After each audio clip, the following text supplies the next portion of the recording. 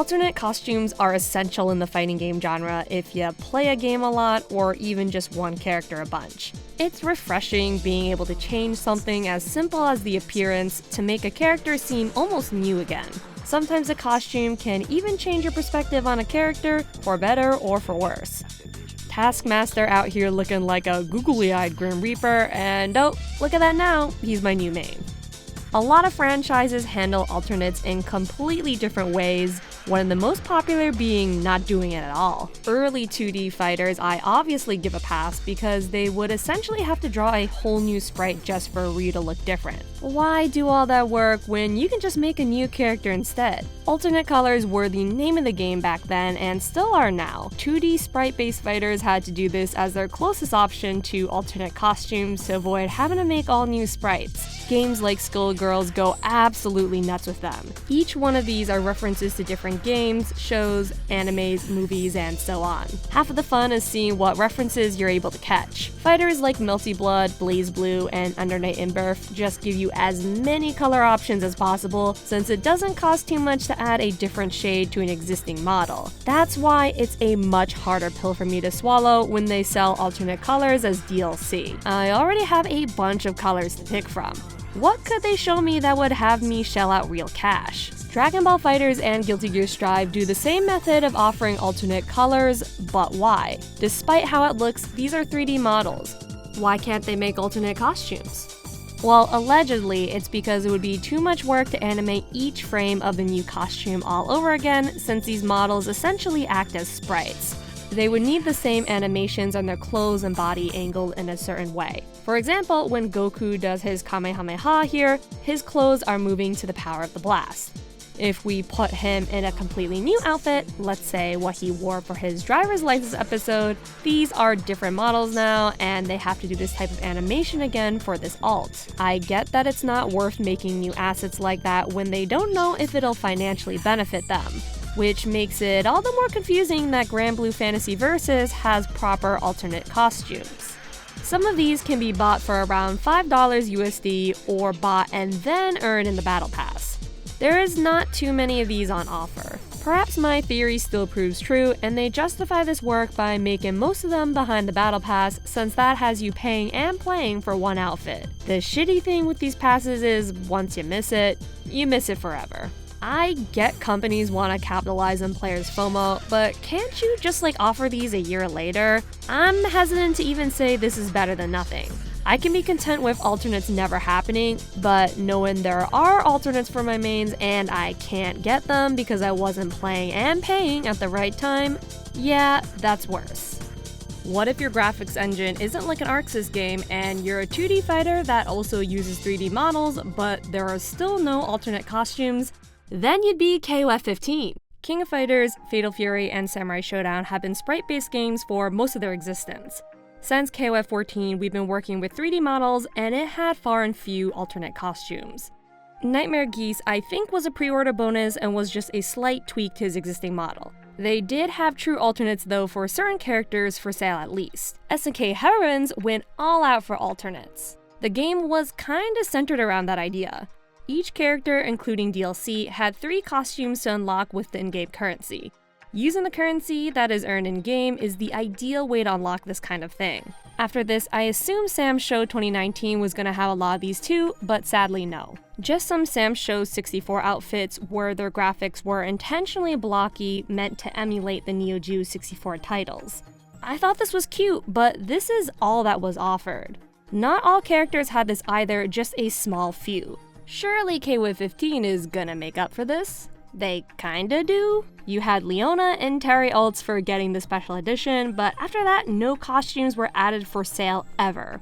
Though they did have a lot of the DLC characters just come with their alternate costumes. This was a pretty awesome thing to do, and for the free boss DLC like Rugal and Goenks, you had to earn their alts by beating their hard boss fight, which adds an incentive to beat it. Fatal Fury City of the Wolves right off the bat has a color edit mode, so we're already off on a great start. One thing that has me questioning though how this is gonna work is Mai in particular changes into her classic outfit after doing a certain super. Will her outfit be selectable without the super? Also, Terry has his classic outfit locked behind a pre-order, so can we color edit this outfit too? Hopefully these aren't the only costumes gonna be on offer, but the game isn't out as of now. I'm a bit more confident they're gonna have true alternates, whether unlockable or for sale. Fourth time's the charm, I suppose. The first time Street Fighter had true alternates was Street Fighter 4. These were shown prior to the game's release, and you got 4 of them. One pack was included for the grappler characters if you got the collector's edition, but the rest still had to be bought. The ults that came with these had a new set of colors as well, which was not the case for Ultimate Marvel vs. Capcom 3. If you and your opponent both like that Street Fighter 1 Ryu, you'd better pick it first. These were paid DLC as well, but if you buy modern ports, all of this is included thankfully. One costume in particular that caused a stir was Magneto's House of M alternate. Supposedly, he looked like Juan Carlos I, a king from Spain. To be fair, Magneto's militaristic outfit was directly lifted from the sky and even has art copying a portrait from him almost one-to-one. This inspiration was all from Marvel's end. I'm sure the folks at Capcom were just fans of the look and the story it came from. Marvel even got in trouble with this outfit when it was first introduced in the comic. I suppose Capcom didn't hear about that and was threatened a lawsuit too. You'd think that maybe someone in Marvel would have mentioned something, but maybe they only got in trouble for the art. They ultimately chose not to have the costume available at all in all versions of the game, though it's still in the game's code and can be used via mods. This outfit ain't even all that good if we're being real. I thought when it got deleted, it'd be a chance for him to get a better outfit like his sleeveless purple one or Zorn or some shit. Turns out we got nothing. Just a forever missing costume slot. For MVC3 and Infinite, some characters never had too many alternate looks, forcing Capcom to get creative or reference completely different characters altogether, which I always thought was the best way to get around that. For Street Fighter V, costumes probably helped keep that game afloat, at least monetarily. People were not super happy with the game at the time, but to Capcom's credit, they kept pumping out alternate costumes. Some were less polished than others, but people seemed to like these regardless. Chun-Li alone has so many to buy from, she'd make a DOA character jealous. Personally, I'm a sucker for the nostalgia costumes and the ones from other Capcom series. A bunch of these outfits also have alternate versions themselves by holding all 3 punches, light kick, and up. I don't know why it had to be this combo of buttons, but it was cool they had this feature. Sometimes the change is as simple as removing a part of the outfit, or it would just essentially become a completely new costume. Like, why did they go this hard? Not that I'm complaining, it was definitely more bang for your buck this way. Most of these can be purchased with real money or the in-game currency called fight money, which could be earned quite easily a year into the game if you played regularly. Some Capcom costumes were also earned through the mission mode. You just had to beat the CPU who donned the outfit once a week for 4 weeks to unlock a full set of parts. Very few classic outfits had to be earned through the loot box-esque system called Fighting Chance. You get a free pull once a day, but they still tempt you to spend more with the in-game currency. Street Fighter V, you could make an argument, has perhaps too many costumes. Street Fighter 6 suffers from the opposite issue where it barely has any. Thankfully, the nostalgia costumes are unlockable in the World Tour mode for everyone, including DLC characters. Capcom could have easily made this DLC only. You can still buy them with real money as opposed to unlocking it if you're impatient like I was. On the other hand, the paid DLC costumes are real money only and they're asking for a lot. A costume in this new set costs 300 fighter coins. Fighter coins are bought with real money, but the lowest increment you can buy is 250 coins for $5 USD. The next step up is to spend $12 for 610 coins. With this, you can buy 2 outfits, but if you just wanted one, this is your only option if you had less than 50 coins to start with. If you want them all, you have to spend $50 twice for the largest bundle of coins being 2,750. This doesn't even count the DLC. That's a separate purchase, or you can buy the ultimate version of the season pass.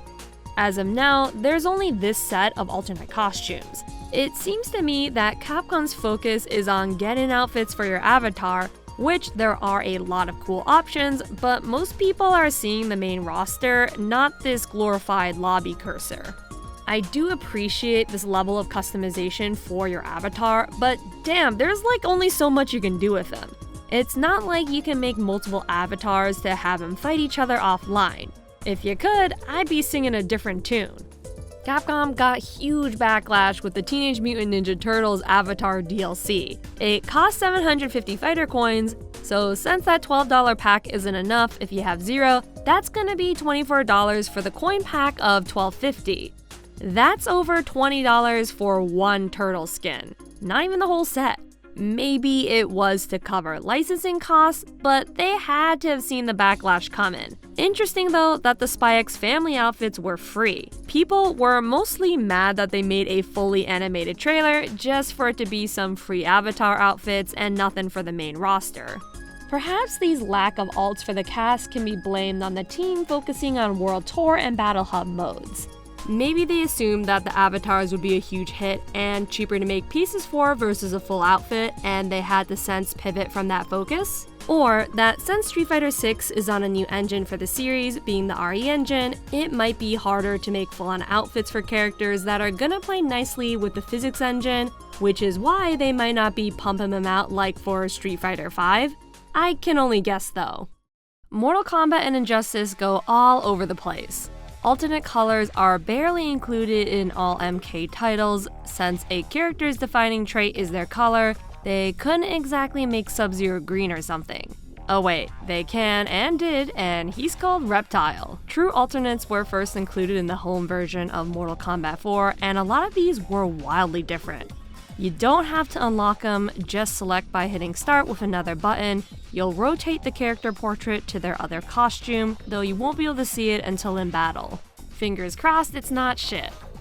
The next 3 MK titles had unlockable alternates. Pretty much every single outfit in the 3D trilogy had another outfit, all of which can be unlocked in the crypt with multiple in-game currencies. Thankfully, Armageddon only had one of these.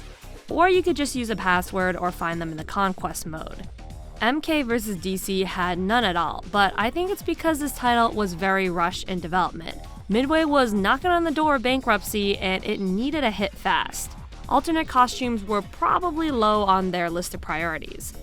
When MK9 dropped, they had a lot of pre-order bonuses with the classic ninja skins. Depending on the store would determine which ninja you got. The classic MK3 outfits for the woman were included in the Blu-rays of the first and second movie. I suppose to help boost sales for them, which worked on me. All of the costume DLC post-launch were just classic outfits from the original trilogy, but they were all free. The purpose was to act as a compatibility tool to allow the player to access and fight against whatever DLC character came out in that time. For example, when the first DLC character Scarlet came out, the first compatibility pack included the MK3 outfits for Sector and Cyrax. If you didn't want Scarlet, you could fight against her if you got this pack. The outfits, I assume, were incentive to download them all. This is something that would never happen again, since now they would just include this in an online patch, which is odd since MK9 was on the 360 and PS3. They still updated the game, but perhaps this was a workaround to avoid having it frequently update, or maybe it's just how the backend interface worked if the game wasn't designed with DLC in mind and this separate costume download was the only way it could work. Regardless, it was awesome. This was a pair of free costumes with every DLC character on top of the costumes you can unlock in the game. Imagine them giving away classic skins in MK for free nowadays. Crazy to think about now, huh? Just like with the previous MK games, when you select the alt, you can't see it before picking it, meaning if you hate it, you gotta back out to the character select. The first Injustice did these compatibility packs as well and included one free skin each. But when it released for the PS4, almost all costume DLC was included. Keyword being almost. If you didn't have your WBID from the Injustice mobile game connected, you wouldn't get the Prisoner Superman outfit. This costume blows, but if you're completionist with the outfits, this one was annoying to obtain because you had to get decently far in the mobile game. I'm not even sure if you can get this one anymore or they just added it in an update. From what I'm seeing, people are still struggling to get this outfit way after the game's launch. MKX, you can thankfully preview the alternate outfit before selection, and each one has a slight cosmetic change depending on the variation you choose. Just like with MK9, you can tell some characters are favored more over others, but I can't blame them for that. Like, of course Kitana and Scorpion are gonna get more alternates than Kotal Kahn. They had some free alternates, but there was no need to use compatibility packs anymore. Injustice 2, along with MK11, introduced the gear system. On paper, this was such a great idea. You'd have a base alternate costume, and you can tweak parts of that outfit to make it more your own. The problem, at least with Injustice 2, is that unlocking these sucked.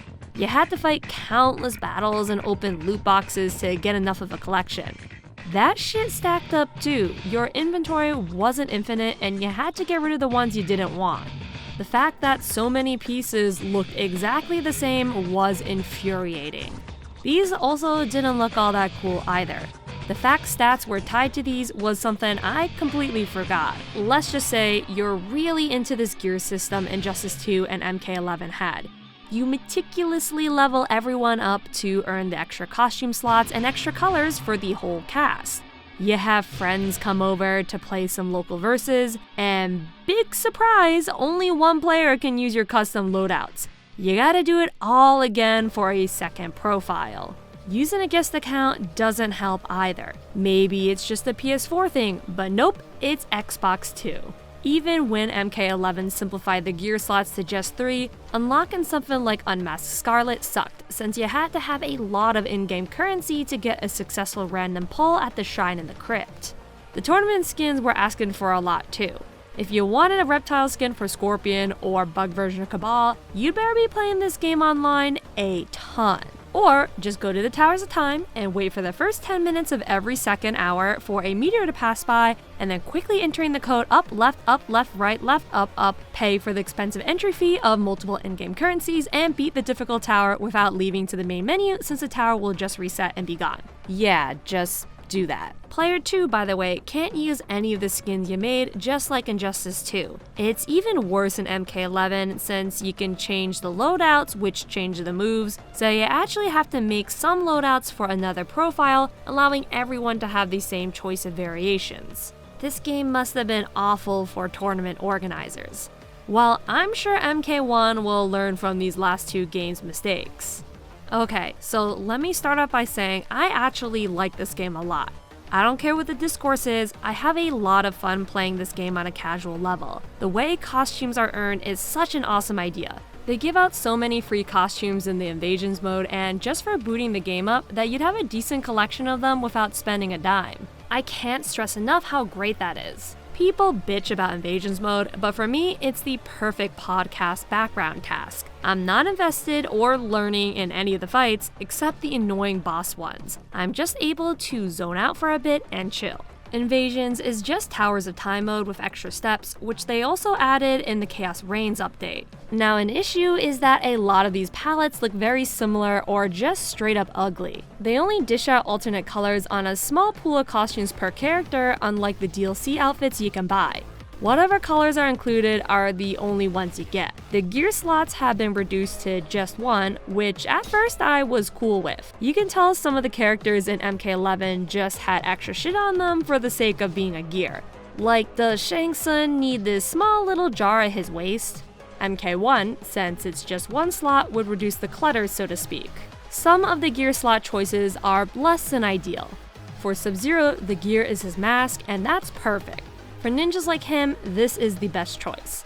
Kitana, it's only her fans and not the mask. Her maskless outfit is considered an entirely different costume. Her gears being the fans suck, cause you're barely gonna notice something like that even in her intros and finishers. If they just have to make weapon gears, why not make them wildly different? Do all of these Tanya staffs have to be gold?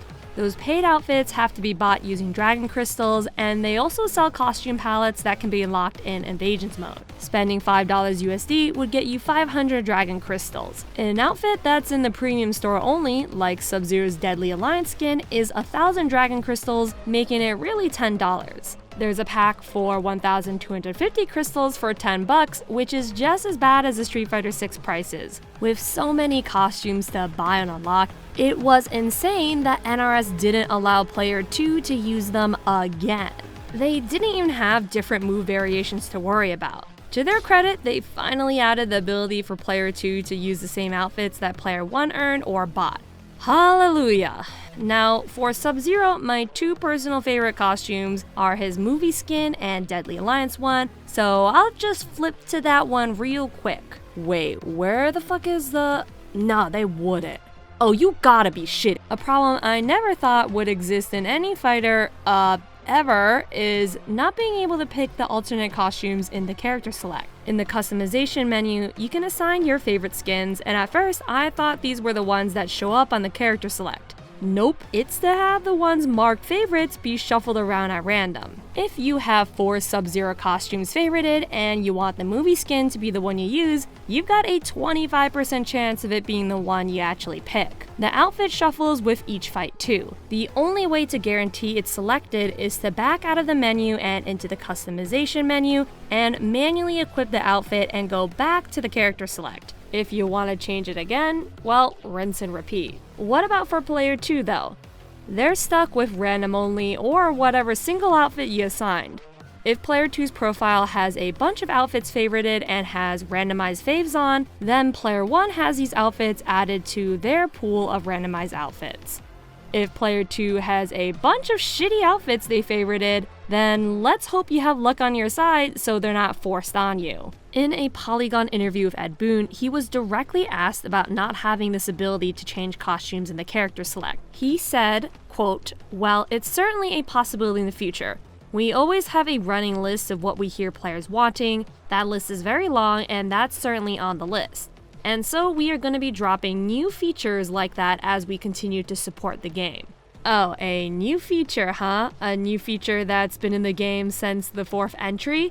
I'll even take a button prompt at this point that'll let me switch freely between two. With so many costumes they want you to buy, you'd think this would be a priority. I'm sure at some point they'll add this feature, but I hope they don't do some goofy shit and create a whole new problem I didn't even consider.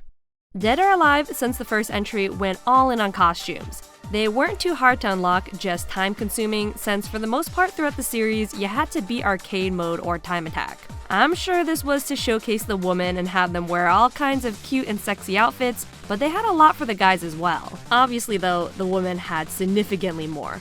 Characters like Genfu barely have any, since I guess Tecmo doesn't think he's cool or sexy enough to give him as many alts as Ayane. Poor Genfu.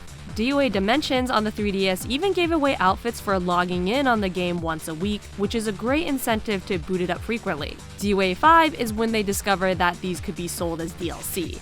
They had an insane amount of costumes and it cost a fortune to get them all. Just like Mortal Kombat, these also had compatibility packs, but you didn't get anything for free. You could just see the outfit if someone wore it online. If you didn't download this, it would just show you the default while your opponent is none the wiser that you can't see how they spend their money. DOA 5 even had season passes exclusively for costumes, and these weren't cheap either. It'd be a certain theme and have an outfit for mostly the woman of the game. Outfits with a red star indicated that they could receive battle damage, and it was cool that they were trying to get a little ambitious with some of these. DOA had collab costumes with Guilty Gear, BlazBlue, Tatsunoko, Attack on Titan, Tecmo Bowl, Fairy Tail, and I'm sure even more. The vast majority of these can't be bought anymore, so hopefully you got some of these in while you still could. I think the costumes in DOA 5 helped fund the existence of DOA 6 in all honesty. Speaking of which, this one didn't go as all in on the collabs, but they certainly did with the season passes. DOA 5 had a bunch of outfits to unlock without spending any money, but you can see in DOA 6 that they pared that down on a massive scale. They do allow you to make loadouts of your costumes, but you can't tweak that much beyond the color of the outfit, your hair, or glasses, among other small details. They had me thinking that this would be some tekken customization at first. DOA 6 also infamously nickel and dime players any chance they could. Remember when they charged you money for a hair dye and would charge you again to change it back? They thankfully tweaked this for the better, but it's still pretty scummy. Just do like a hair dye color pack if they wanted to charge so badly. The outfits look better than ever in this engine, but how paid outfits are locked behind a paywall kinda killed interest in the game for me. Of course, having free alternates is the ideal method, but not having them for everyone makes it a bit unbalanced. A game like Smash Bros has a bunch of colors and costumes to choose from since launch, but they don't sell any for the main roster, just Mii fighters. I have a feeling it's to do with licensing. Maybe there's no deal in place to sell a different separate look for someone like Snake with Konami, or they just didn't have the time and doing alts for everyone wasn't a high priority. I mean, for certain characters, like, what do you even do for some of them? If you have the restriction of only being allowed to use an alternate costume a character actually wore, what do you do for someone like Rob the Robot or Ice Climbers? Maybe they can't put them in a wholly original outfit because perhaps Nintendo won't let them? Well, PlayStation All-Stars didn't give a shit. They have 3 alternates per character, Sony owned or not. That's 1 point for PS All-Stars in my books.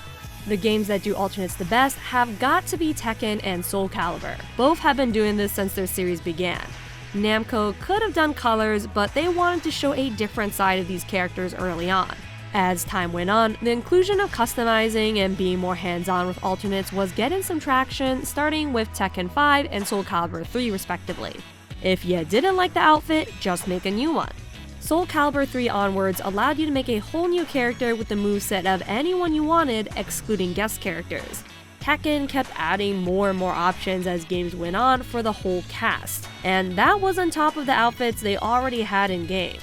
They even let player 2 pick your outfit, and it doesn't have to be random only. Ooh, what a unique feature. Tekken 8 for the first time is selling full-on outfits and locking some pieces behind a battle pass. I hope they allow players to obtain these battle pass items at some point. These are really simple items too, but usually a more elaborate one is the final unlock. People were rightfully dogging on Tekken for having a gray ball locked behind the pass. Coincidentally, you can use this ball to make your character look like a clown. The irony is not lost on me. Despite the DLC, I wish all of the fighters took the Tekken approach. Have some alternate costumes for the player to choose from in the base game, and also allow them to customize it further using in-game currency, also for free.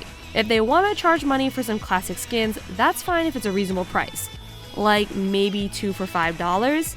They could even charge for some customization pieces, but maybe only for more elaborate ones than just a gray ball. Soul Calibur 6 in particular had great customization options, but why are all the new costumes for the existing cast all bundled in the same slot? It doesn't even say the fighting style, so hopefully you remember. I did not like that brand new created characters were bundled in one slot with the cast along with the costumes you made. It just came off a bit disorganized. A pity that'll never get patched. Where did Tekken and Soul Calibur even get the idea to do this? Well, like many ideas Tekken had, it was taken from Virtua Fighter, specifically Virtua Fighter 4 Evolution. It's not as intricate as Tekken 6 onwards, but you're able to change quite a bit. Characters have unique items, and you're able to alter colors. This carried over to Virtua Fighter 5 Final Showdown as well, although you have to pay for each customization pack per character. That stuff adds up quickly if you want it for the whole cast. The remake of this game, Ultimate Showdown, has the same feature, but no need to pay for items per character. Instead, they have these crossover packs for sale, such as items from the Yakuza and Tekken series. All these titles have their little quirks on how they implement alternate costumes, but a combo of customization with polished proper outfits seems ideal. See Tekken as the prime example. Mortal Kombat actually has the budget to pull off frequent alts, but the way they're implemented is one of the most mind-boggling decisions I've seen. It will be interesting to see how cosmetics are earned in 2XKO. League of Legends goes all out with this, but is that same budget going to be given to this fighter?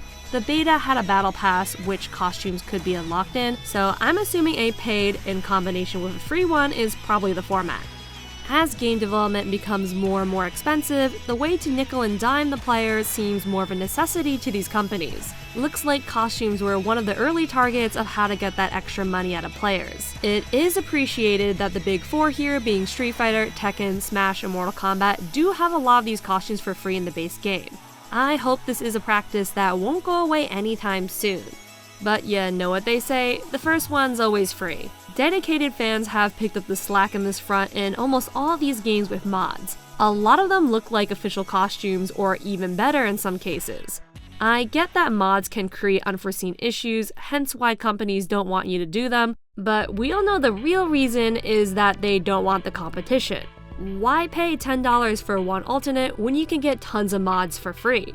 My only gripe with mods is that sometimes they replace an outfit entirely. I know that's not a big deal to some, but I like having the option of the official costumes there too, on top of my freak ones. I get that can't be helped though due to the infrastructure of some games. Alternate costumes are important to the longevity of fighting games because they keep things fresh for players and keep them invested in their favorite characters. Customization helps players make more of a connection with their fighter, and it's really cool when you can share that with others online.